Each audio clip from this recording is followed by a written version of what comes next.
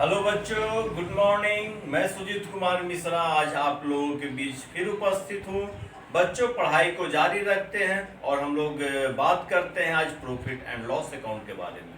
क्योंकि कल के वीडियो में आप देखे थे कि ट्रेडिंग अकाउंट का फॉर्मेट, ट्रेडिंग अकाउंट कैसे बनता है, ट्रेडिंग अकाउंट में कैसे एक्सपेंसेज और कैसे इनकम को लिखा जाता है। उसी तरह से आज हम लोग प्रॉफिट एंड लॉस अकाउंट के बारे में बात करेंगे। तो प्रॉफिट एंड लॉस अकाउंट,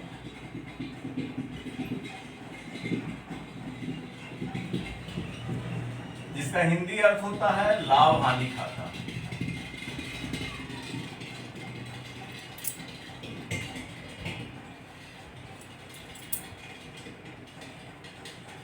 लाभ हानि खाता। तो बच्चों, हम लोग पहले फॉर्मेट बनाते हैं प्रॉफिट एंड लॉस अकाउंट का। तो जिस प्रकार से ट्रेडिंग अकाउंट का फॉर्मेट था, ठीक उसी प्रकार से प्रॉफिट एंड लॉस अकाउंट का फॉर्मेट होगा। Profit and loss account of, जो भी नाम होगा उसका नाम डालेंगे। फॉर द ईयर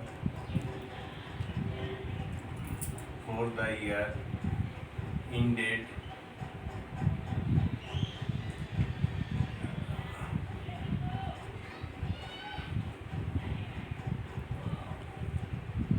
बीच में एक लाइन पारेंगे। ये हो गया अमाउंट का कॉलम, ये अमाउंट का कॉलम, ये पार्टिकुलर्स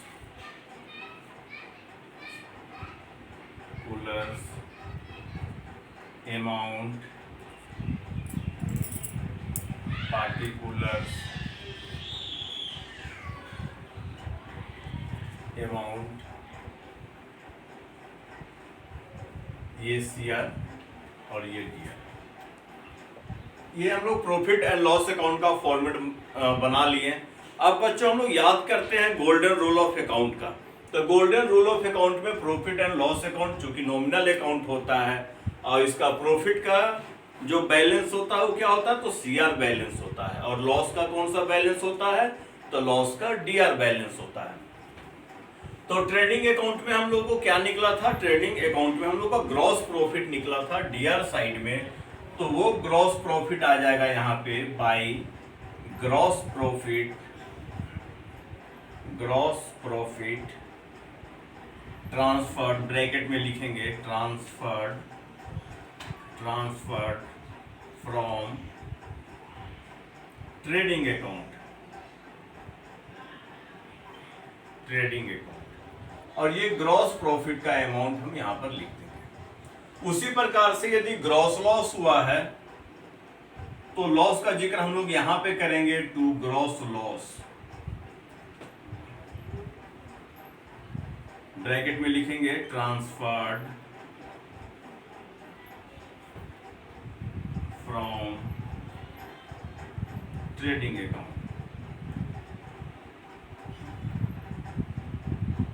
ये बैलेंस बीडी होता है, ये बीडी बैलेंस होता है, बीडी बैलेंस है, ये भी बैलेंस बीडी होता है।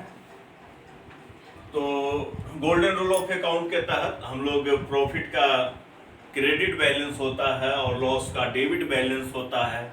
इसी प्रकार से हम लोग प्रॉफिट एंड लॉस अकाउंट का ग्रॉस प्रॉफिट और ग्रॉस लॉस को ट्रांसफर करते हैं। तो ये ग्रॉस प्रॉफिट और ग्रॉस लॉस हमको कहां से मिलेगा, तो हमको ट्रेडिंग अकाउंट से प्राप्त होता है। तो यदि ग्रॉस प्रॉफिट हुआ होगा तो ग्रॉस प्रॉफिट को इस साइड में हम लोग लिखेंगे सीआर साइड में।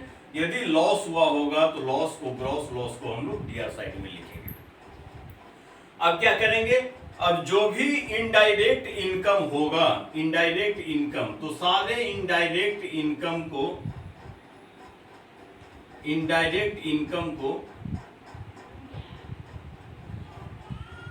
हम लोग सीआर साइड में लिखेंगे, जो भी इनडायरेक्ट इनकम है। और जो भी इनडायरेक्ट एक्सपेंस है वो इनडायरेक्ट एक्सपेंस को हम लोग लिखेंगे डीआर साइड में। अब आप देखिए कि इनडायरेक्ट एक्सपेंस कौन सा है, इनडायरेक्ट इनकम कौन सा है। तो यहां पे आ जाते हैं टू, मान के चला जाए एडवर्टीजमेंट हम किए हो तो एडवर्टीजमेंट एक्सपेंस,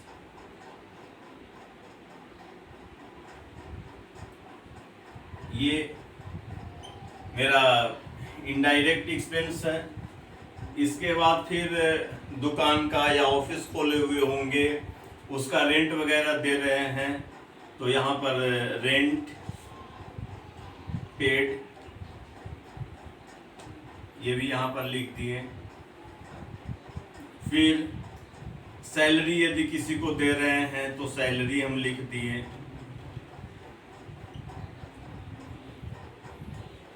इसके बाद फिर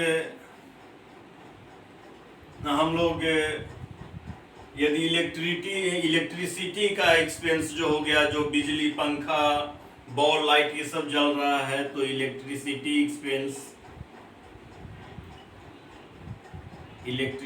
एक्सपेंस ये हम लोग का हो गया। ये इनडायरेक्ट रूप से लगा खर्च किया गया, ये खर्च है जो इनडायरेक्ट रूप से हुआ है।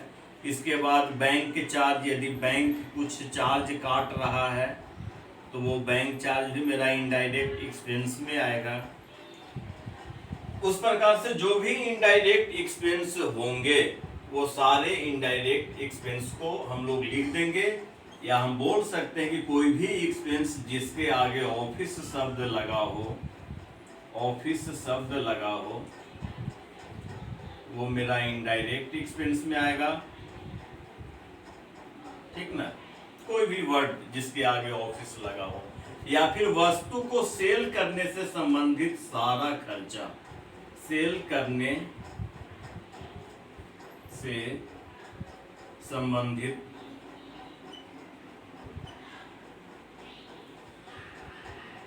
सभी व्यय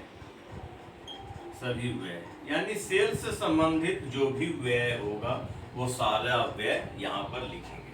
यदि बैड डेब्ट्स है, कुछ पैसा मेरा डूब गया है, तो वो बैड डेब्ट्स का भी जिक्र हम लोग कर देंगे। ये सब इनडायरेक्ट एक्सपेंस के अंतर्गत आया। यदि सामान चोरी हो गया तो लॉस बाय थेफ्ट, यदि आग लग के जल गया तो लॉस बाय फायर। जो भी खर्च है इनडायरेक्ट रूप से, वो सारे खर्च का जिक्र हम लोग इस साइड में करेंगे। और जो भी इनडायरेक्ट इनकम है, जैसे कमीशन रिसीव्ड,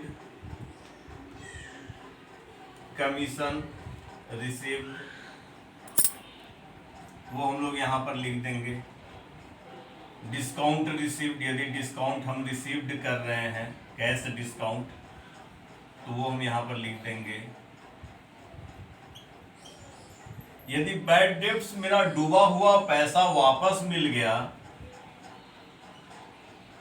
तो वो भी यहां पर लिखेंगे बैड डेब्ट्स रिसीव्ड।